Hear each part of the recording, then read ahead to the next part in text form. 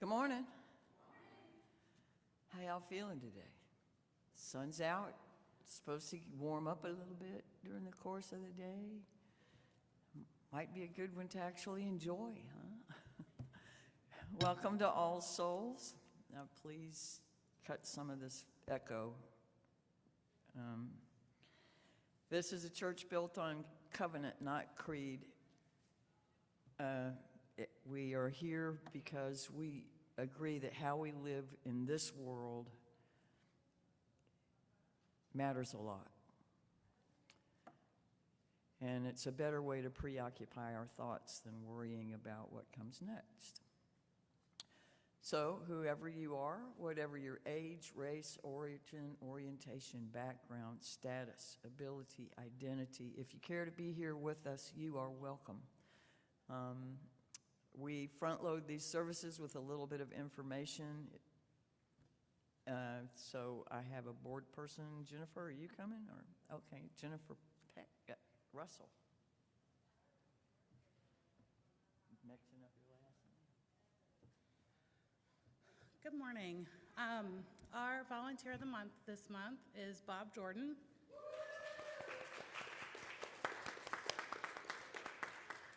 Bob is a faithful choir member. He subs in when Barbara or Susan are out and leads us in musical worship during services. He's a regular at the Highland Blessing Dinner. He's helped a lot with the immigrants, getting them to and from airports and bus stations to rejoin their families and sponsors. And I don't think there's much in this church that Bob hasn't done. So thank you, Bob. Our Giveaway the Plate recipient for the month of February is the Whitney Museum. It's built on the old Haydale Plantation in South Louisiana. It's in a town called Edgard, which is in between Baton Rouge and New Orleans, kind of.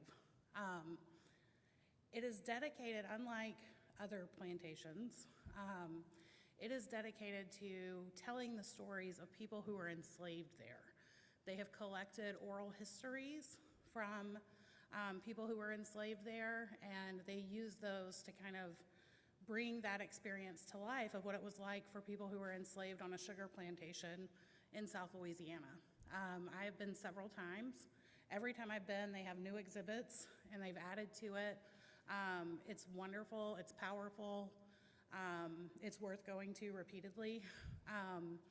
And they suffered a lot of damage during Hurricane Ida and are still kind of recovering from that. So anything that comes into the baskets or on Breeze or whatever that's not designated for pledges will go to the Whitney Plantation for the month of February. Next Saturday, we have Building and Grounds. It's usually the second Saturday. This month it will be next Saturday. So that's from 10 to 2. Come on out and help take care of our grounds and our building. On next Sunday, we have, after the service, which will be a baby dedication,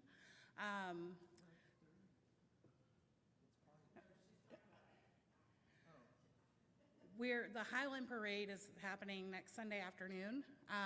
We're having people over to our house after the service for food, cocktails and mocktails, and then we'll walk over to the parade. If you need the address, let me know. I made an event on Facebook too. The address is there, but you can just contact me or James and we can get you that information. Again, after the service, the parade starts at 2. And then we have a congregational meeting coming up in 3 weeks on March 5th after the service, either in person or on Zoom, to look at the budget because the board needed to meet and figure all that out. So that will be on March 5th. Thank you.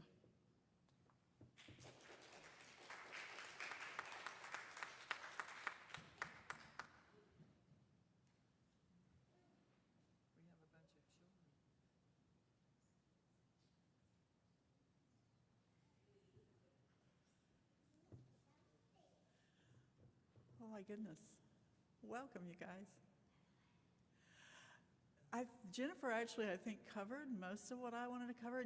I want to encourage you, if you're at home, it's going to be, I know, a hard Sunday for some folks to get here, depending on where you live, in the vicinity of the Highland Parade.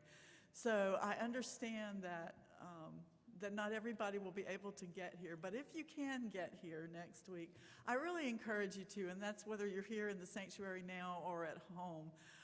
I want us to be as full as possible, a multi-generational community to welcome Effie Violet Turner, because it's a joyful occasion, and I think the last baby we dedicated just turned 9.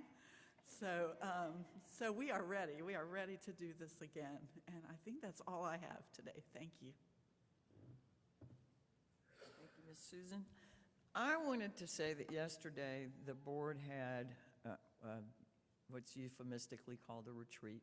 It was a work day, but I wanted to lift up the fact that our current president, Sally Wood, did such a masterful job of conducting that meeting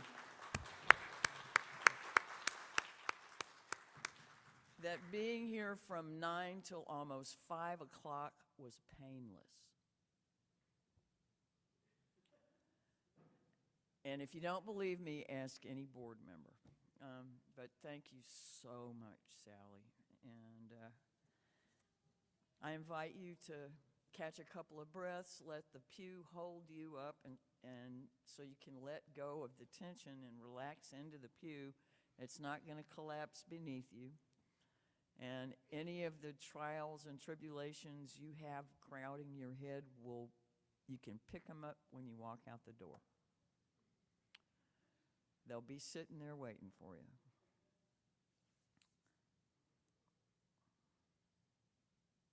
I want to invite the choir up.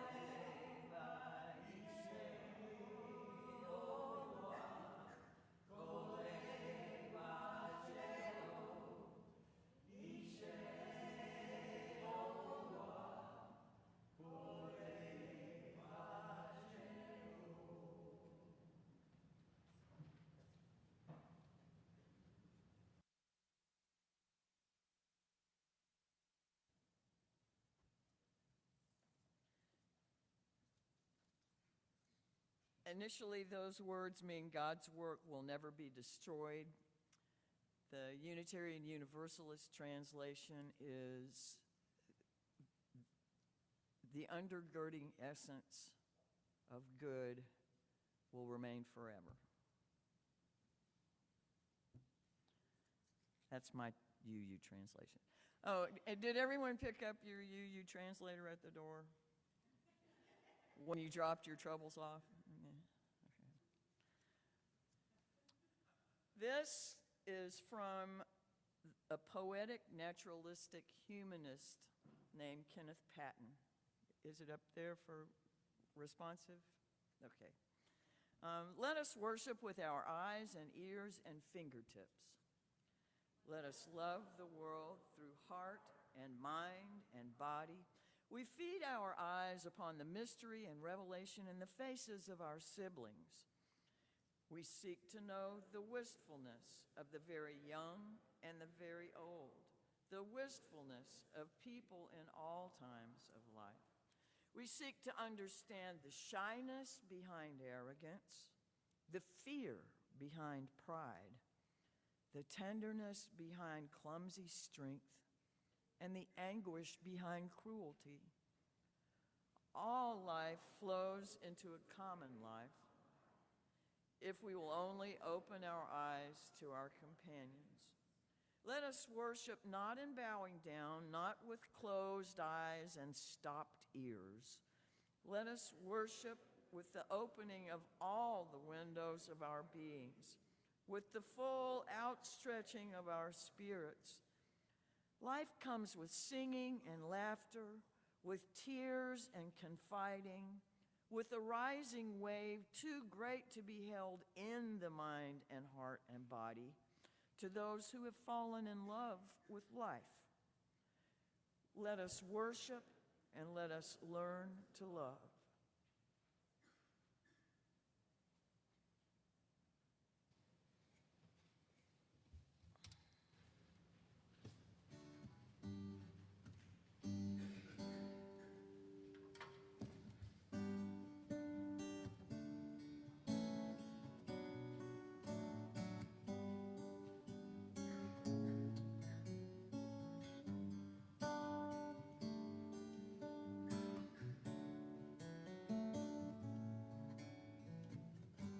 Within the realm of possibility,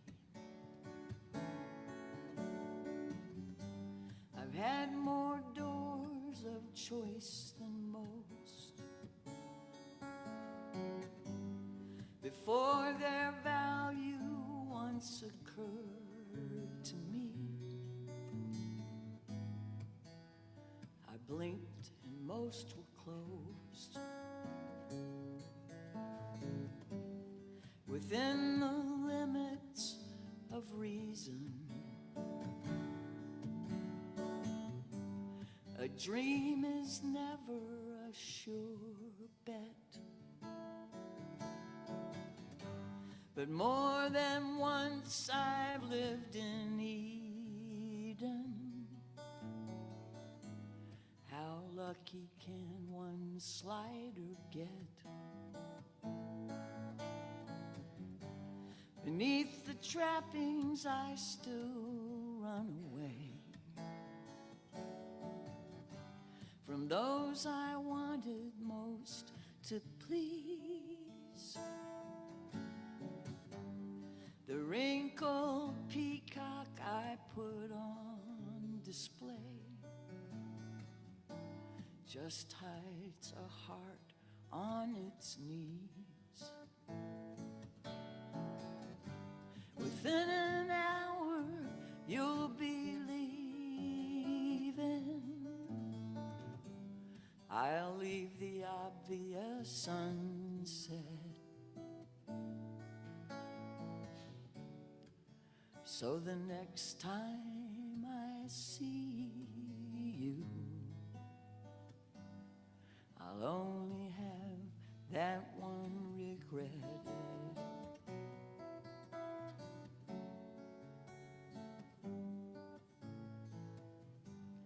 Within the margin of error, I calculate mistakes I've made. Cost so much less of this wayfarer than fellow travelers always paid. My cautious dreaming will stay silent, its beauty locked inside my head. Within its reach the shadow's giant won't be costing you instead. Within an hour, you'll be leaving. I'll leave the obvious sunset, so the next time I see you, I'll only have that one regret.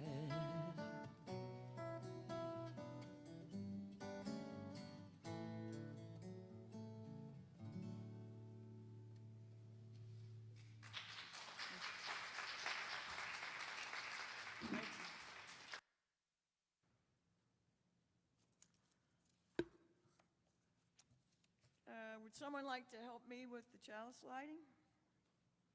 Anybody? Well, y'all are welcome to, too. Would somebody like to come up here and help us out?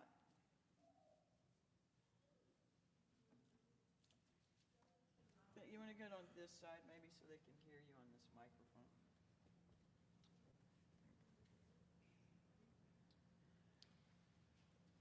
We light this chalice to celebrate Unitarian Universalism. This is the church of the open mind. This is the church of the helping hands. This is the church of the loving heart. Together with mind, hands, and heart, we care for the earth and for each other.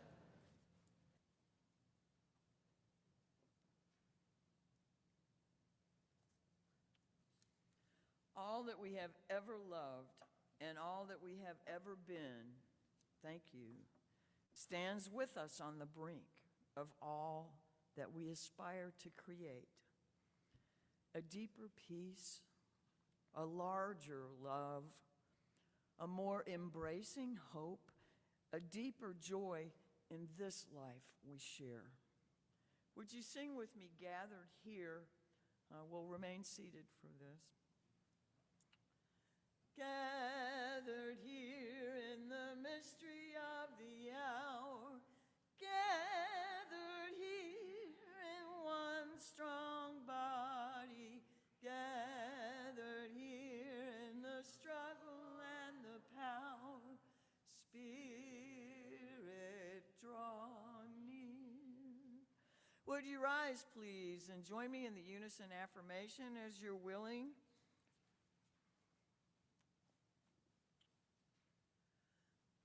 Love is the doctrine of this church. The quest for truth is its sacrament, and service is its prayer.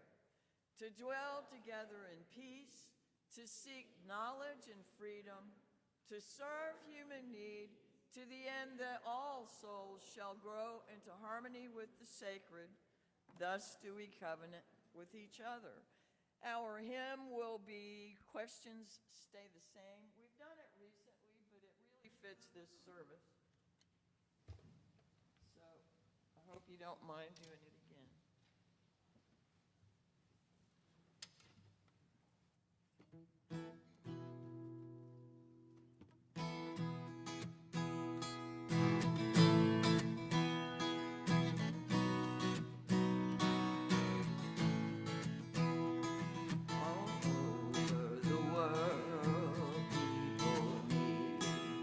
Something to carry them and something to believe.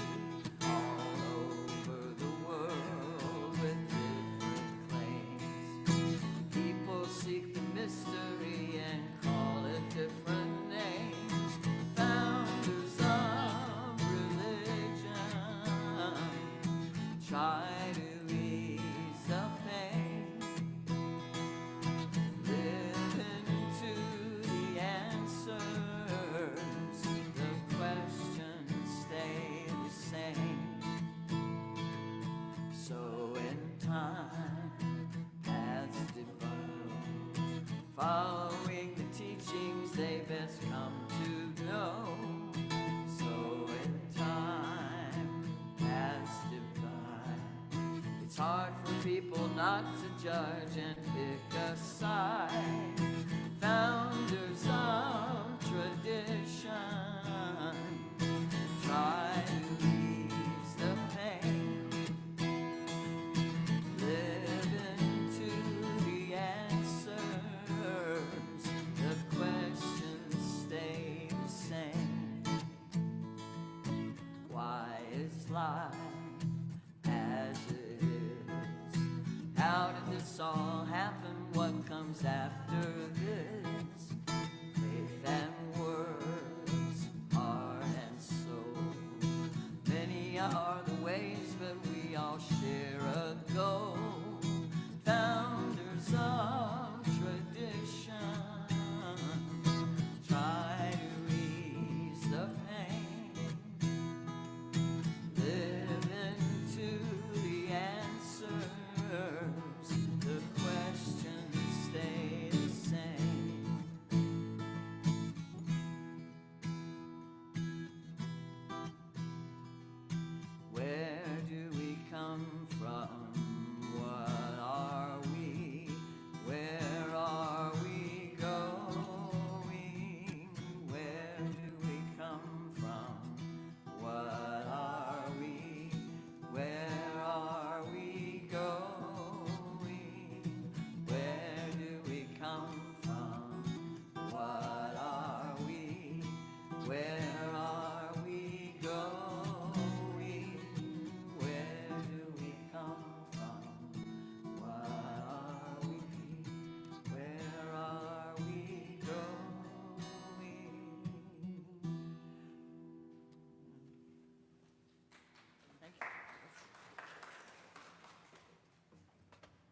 Great questions.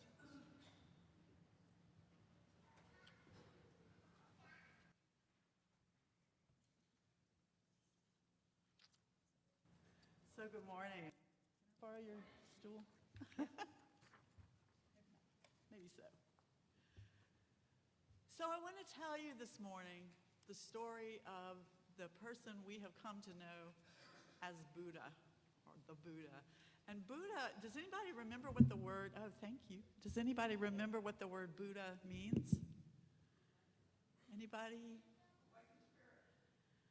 Awakened spirit. That's, yeah, very good. Or just awake. Yeah. And that's kind of what happened with our friend Buddha. He woke up.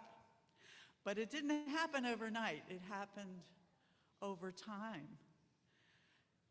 So the person that we know is Buddha. His name was Gautama Siddhartha, and he was born in a very wealthy kingdom. He was a prince who was born into this wealthy, wealthy kingdom in the north of India. And when he was born, a wise man came to his bedside, to his crib, and looked at the baby and said, "This baby will either grow up to be a really great king or a really humble, holy man." Well, the king had seen the holy men that wandered around outside the kingdom. They came in every now and then.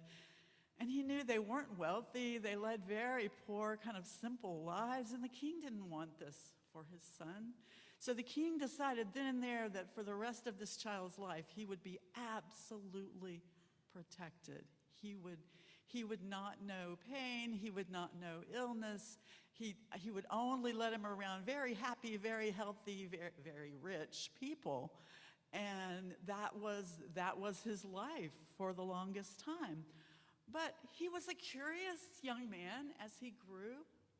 And so one day he snuck out of the kingdom. He kind of snuck away from his guards and everybody that kind of tried to watch after him and protect him and keep his life in this one little narrow, privileged lane. And he went out into the kingdom.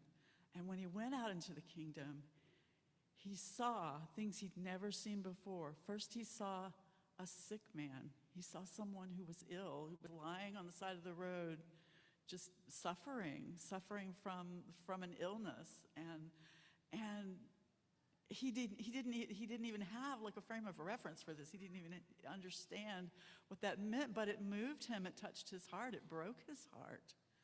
And he went along a little more, and he saw a dead man. There was a dead body just by the road. I know. And again, horrified and sad. And what is this? What is all this suffering that I've never known and never seen? And here I've been so lucky. I've been given so much, and here are these people with nothing and suffering so much. So he saw a sick man and a dead man, and then he met a holy man. And this holy man was part of a group of people they called ascetics. There were people that denied themselves everything. They fasted for days and days. They were really, really skinny. They did a lot of really complicated yoga, like all day long. I mean, twisting themselves into all kinds of contortions and meditating all day long. And he decided that he went back home for a little while, but he just could not stay there. He could not stay seeing what he had seen and knowing what he knew. And so one night, in the dead of night, he quietly left his palatial home, his palace, and went to find these men, these holy men, and stayed with them and practiced with them and fasted with them. Of course, he got very, very, very, very thin. And he kept practicing, and after a while he thought, well, it wasn't my way before to grow up in the palace and be given everything and to not know anything about all these people and how they're suffering. But this isn't quite the way for me either. He realized, like, as he'd grown up with all of this privilege that he'd never really built any resilience in life. But he all, and just, do y'all know what that means, resilience? When you can bounce back from hard things that happen, right? Like a ball that you bounce is definitely resilient. And resilience is like that strength inside of us that lets us kind of bounce back with life. And so he realized that being with the holy men, he was just going to get sicker and weaker and not really be able to do much for anybody. And so he, in order to ponder this, he went and he sat under a Bodhi tree. And he sat in meditation. And he sat and he sat and he sat for a long, long time. And suddenly it came to him. It came to him that there was this middle way, that there was a way, and the way that he figured out something called the Four Noble Truths, which today the people that practice Buddhism, they practice these Four Noble Truths, which are that life is suffering, that suffering is caused by desire, by wanting stuff, and we can get rid of suffering by not wanting so much stuff, and that the best way to stop wanting so much stuff is to follow what's called the Eightfold Path. And the Eightfold Path was just eight ways of right living: right seeing, right hoping for good things in our lives and constructive things, right speaking, right doing, right working, finding work that is meaningful for us at whatever age we are, at whatever our abilities are, right trying, to know that we're trying to do what's right for ourselves, right thinking, and finally right meditation, to give yourself time to just be and to think and to figure out what is the middle way for you. So I hope the story kind of helps you as you go about your days to kind of figure out what is that middle way for me? How do I don't need all the stuff. I don't need to deprive myself of all the stuff either. What is that way for you? What is that way where you can go through your life, have some resilience, some ways that you can bounce back, right? And live a good life. Live your best life. So with that, we will sing out the children and youth. Go now in peace, go now in peace. May the spirit of love surround you everywhere, everywhere you may go.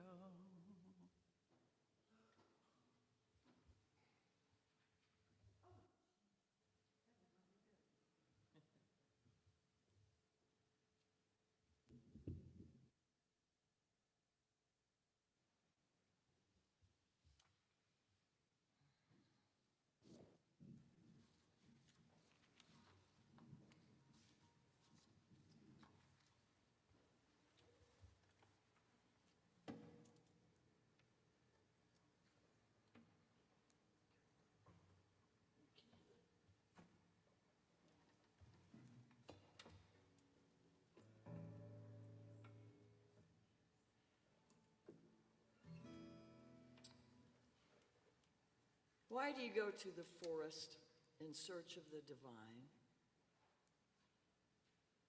God lives in all and abides with you too. A fragrance dwells in a flower, or reflection in a mirror. So the divine, the sacred, the essential, dwells inside everything. Seek, therefore, in your own heart. You could have golden treasure buried beneath your feet and walk over it again and again, yet never find it because you don't realize that it's there. Just so all beings live every moment in the city of the divine, but never find the divine because it's hidden by the veil of illusion.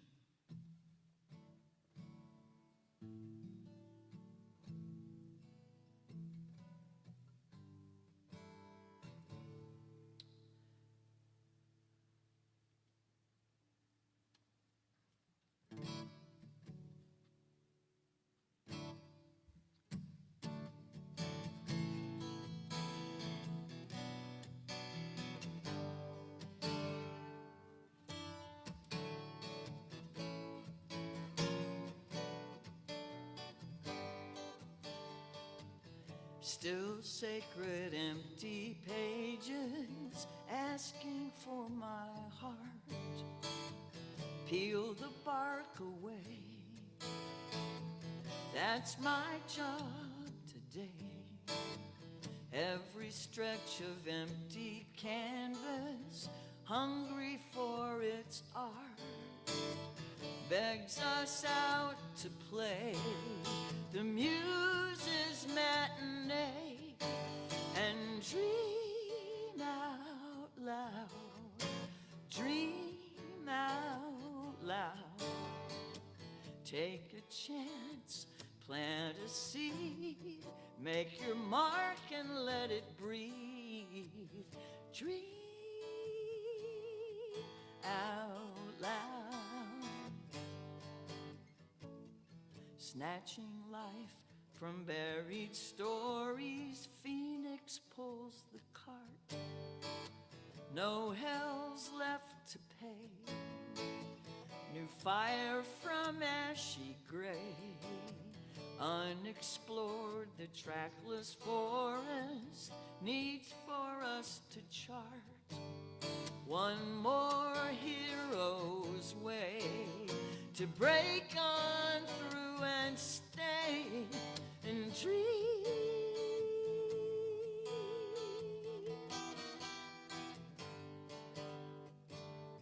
Every inner vision finding air is born to a form you can share. Dream out loud, dream out loud. Take a chance, plant a seed, our collective odyssey. Dream out loud, dream out loud. Take a chance, plant a seed, make your mark and let it breathe. Dream out loud.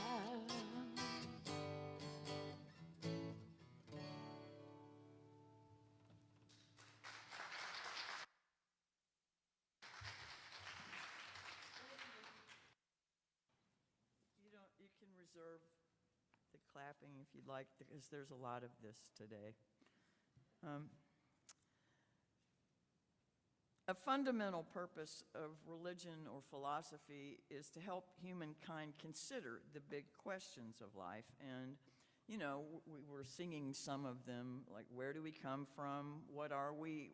What is real, if anything? Why are we here? What matters? How ought we to live? The answers offered within systems of religion or philosophy are justified by the foundational stories of the experiences of their founders. I asked Ms. Susan to share the legend of Buddha's early life because Buddha was born into privilege, and his dysfunctional family, trying to keep him from experiencing the realities of life, anything unpleasant, actually set him up to respond in extreme ways, trying to find solutions for that.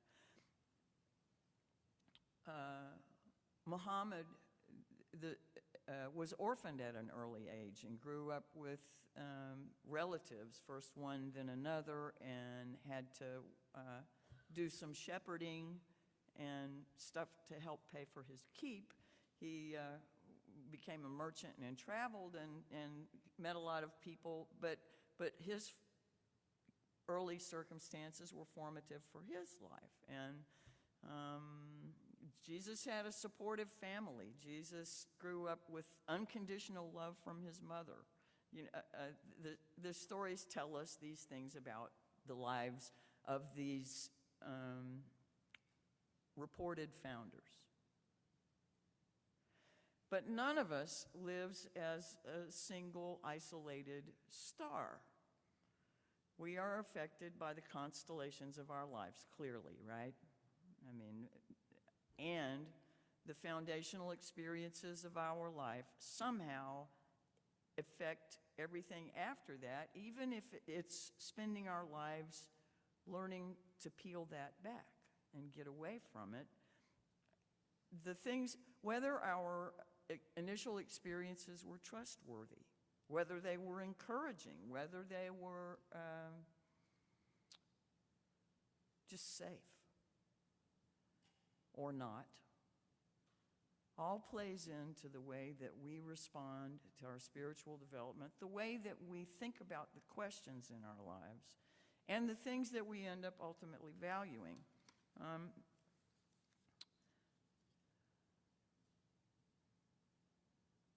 We see our most basic ideas about life and how we ought to live because of, one, where we started, two, what that experience was like for us, three, the influence of our personal experiences and those who have influenced us along the way. But nevertheless, all of those things at some level still inform the things that have come chronologically in our understanding and development after that. This morning, we will be doing a number of readings together from various world religions and traditions. Between them, I'm going to continue to share a number of the songs that I have written in this workshop I've been a part of. Over the last few weeks, I've been sharing different things that the workshops have called out of me, and so I'm going to be actually sharing the songs. We're in our world religions study season here at the church, and so what I'm trying to do is put some readings up that show some of the broader context, and then bring it back to these songs are all about relationships. So maybe there will be something relatable in the songs that you can find either yourself or somebody else you know in them as we go along. But to put the stars into the constellations, both in the broader traditions and in our own journeys.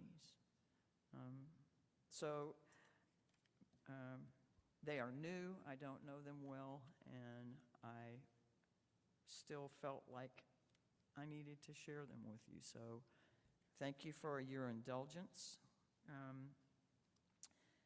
Our next reading is from the Taoist tradition.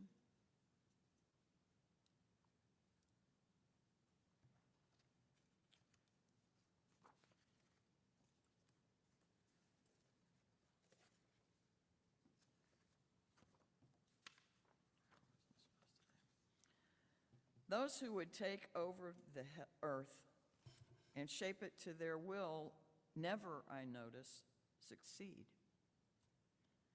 The earth is like a vessel so sacred that at the mere approach of the profane, it's marred. And when they reach out their fingers, it's gone. For a time in the world, some force themselves ahead and some are left behind. For a time in the world, some make a great noise and some are held silent.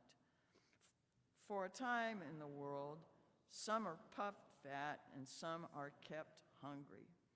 For a time in the world, some push aboard and some are tipped out. At no time in the world will one sane overreach, overspend, or overrate. I'm seeing a lot of laughter, and I'm wondering what's going on that I don't know about. But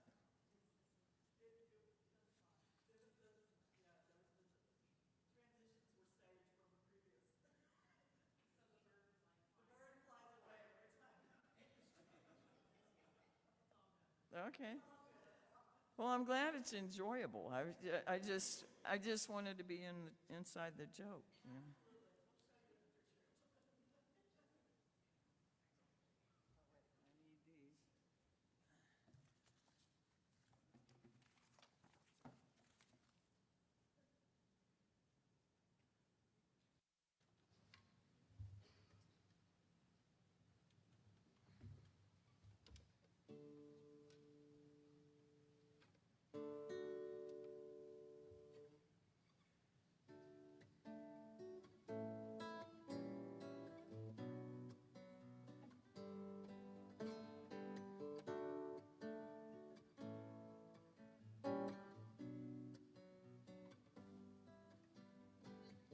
She never uttered a word about it, and I never knew for sure.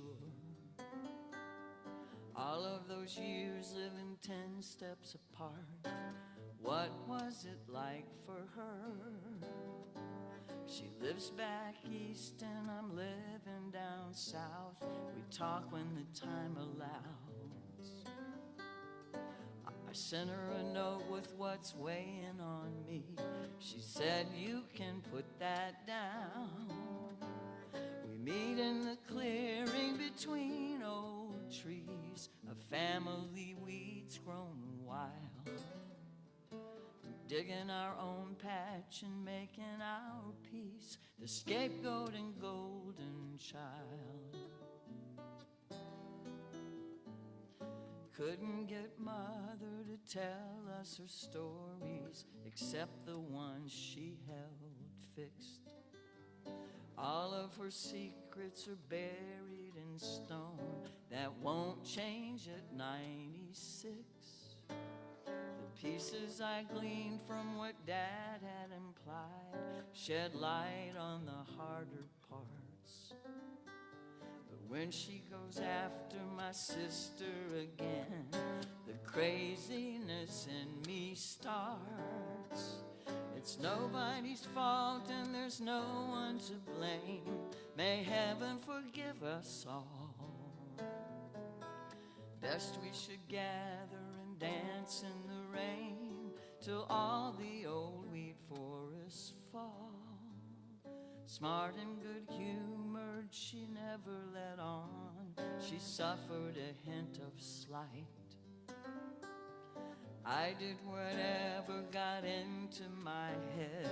She worked hard to get it right. She said I was provided for, had all I needed, never felt you got more. So don't waste your energy, I wear no grudge that's much too heavy a sword. We meet in the clearing between old trees, a family weeds grown wild. Digging our own patch and making our peace, the scapegoat and golden child. Digging our own patch and making our peace, the scapegoat and golden child.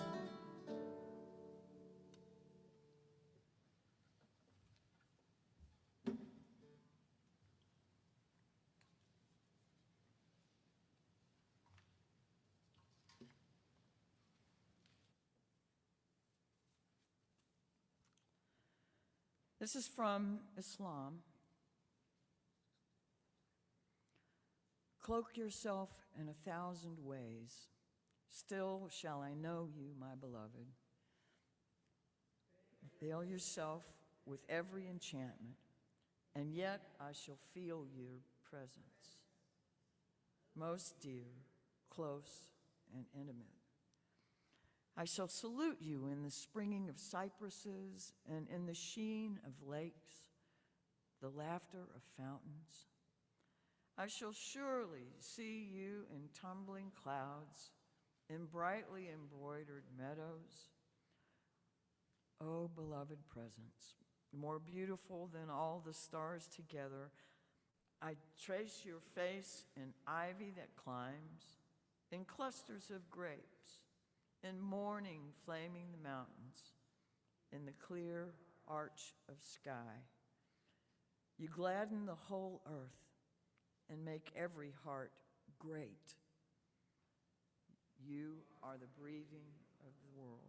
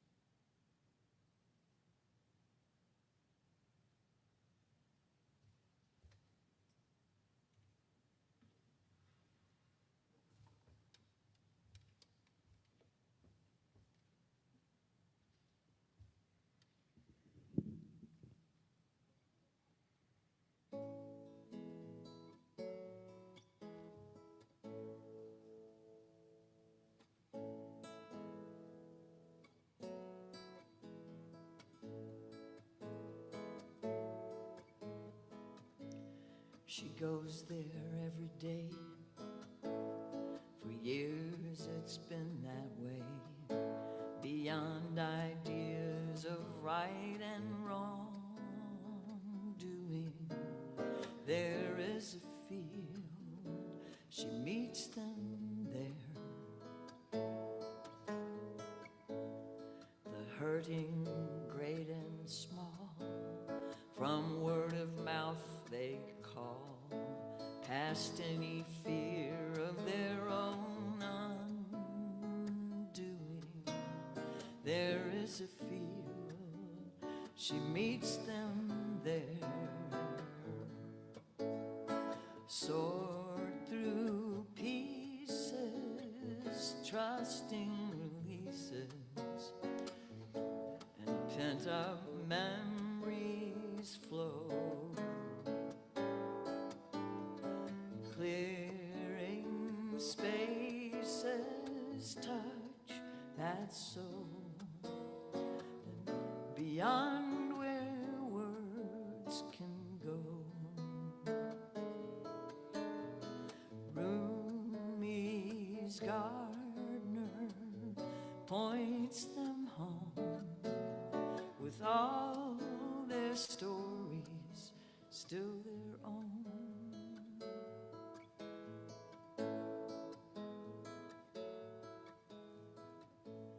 You'll break if you don't break away. Get up off those feet of clay, past tears and anger from old storms brewing. There is a field, she'll meet you there. Unassuming, wizened way, strength enough to hold your pain, smart enough to spot whatever troubles you're brewing. There is a field, she'll lead you there. Soar through pieces, trusting releases, and lose that undertow. Clearing spaces, touch your soul. Beyond where words can go. Rumi's gardener points you home with all your stories still your own.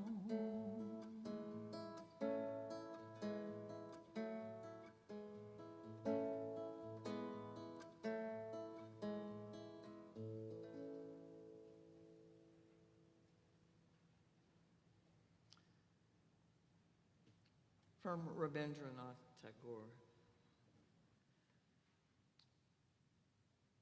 Is it beyond thee to be glad with the gladness of this rhythm?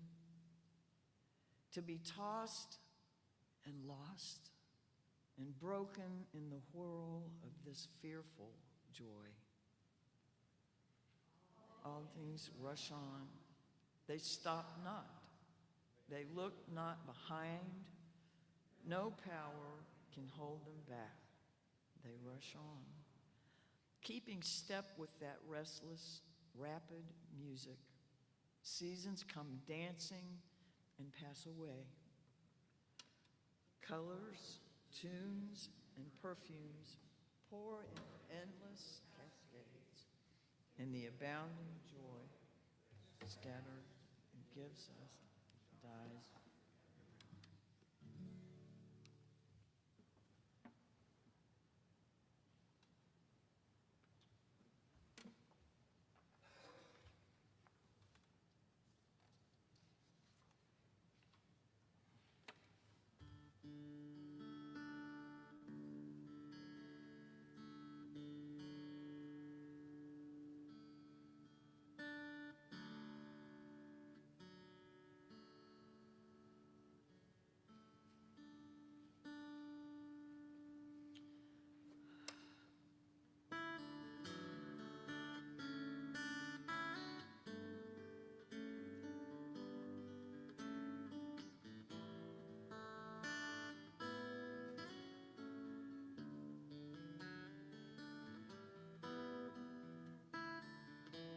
Never sure if you'll come back.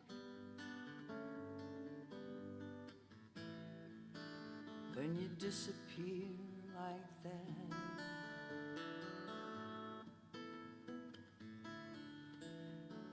no easy place to start.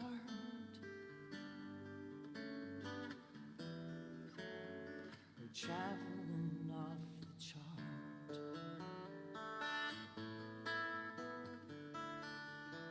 Tracing streets you know best first.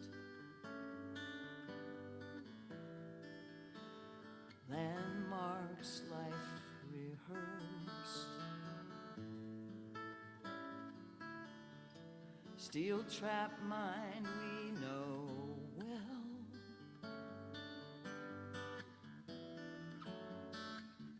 Is driving you through hell. I need you now, I need you now, I'm coming. I need you now, you make me feel worthwhile. The distance from aging mom to daughter is greater on an unmapped mile.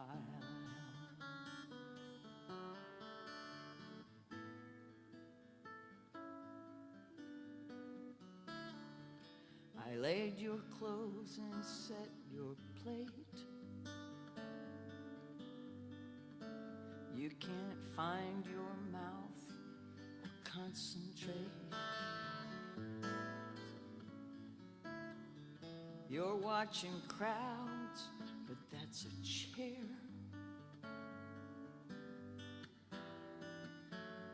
You're lost in the stars somewhere. I need you now, I need you now, I'm coming. I need you now, you make me feel worthwhile.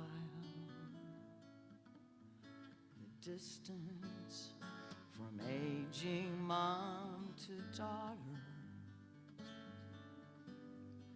is greater on an unmapped mile.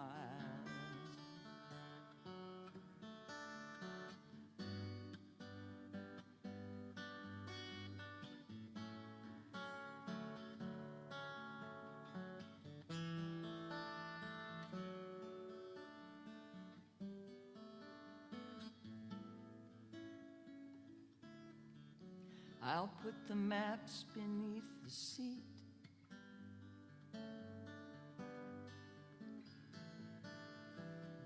For all the good they'll do.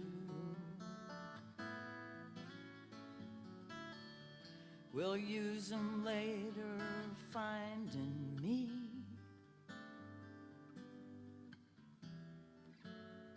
But now let's look for you.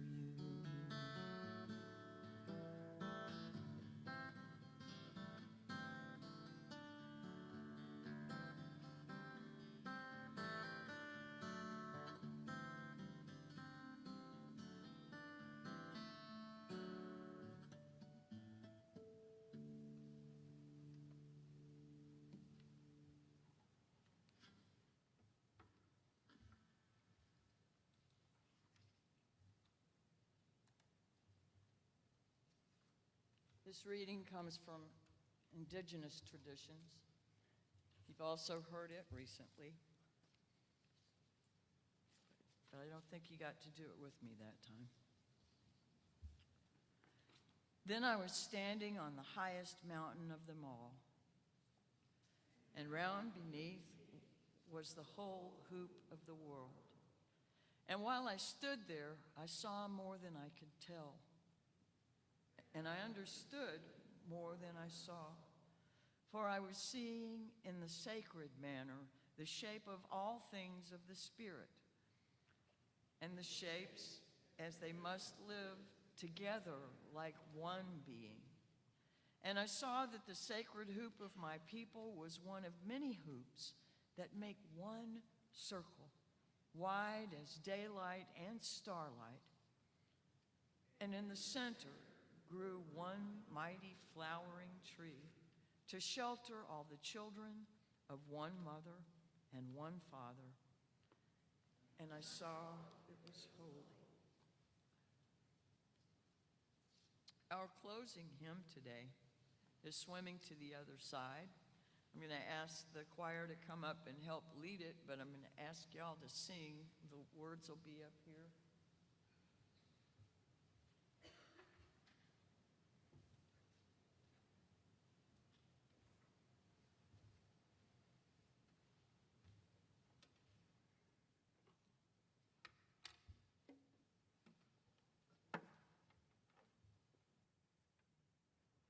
Y'all don't need me down there, do you?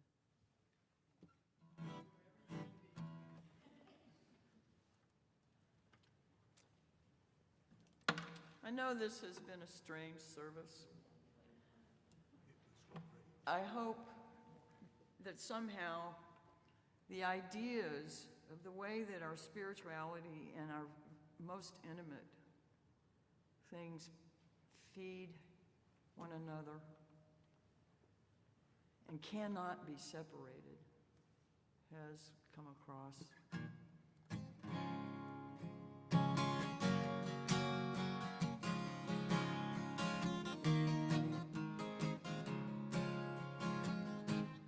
We are living beneath the great big dipper. We are washed by the very same rain. Want to stand in the stream together, some in power and some in pain.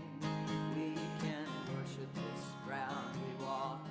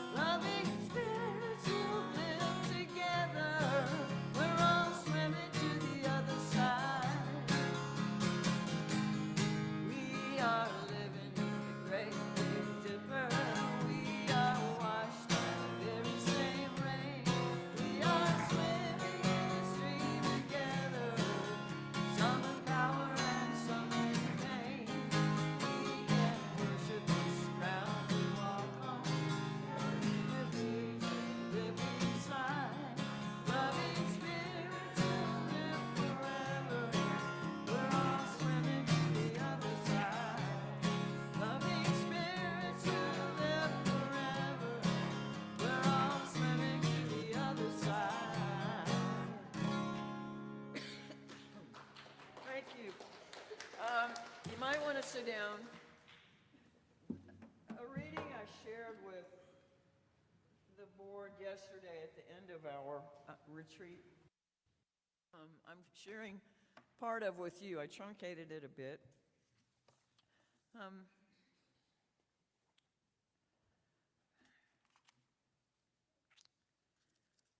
It's by Alania Williams.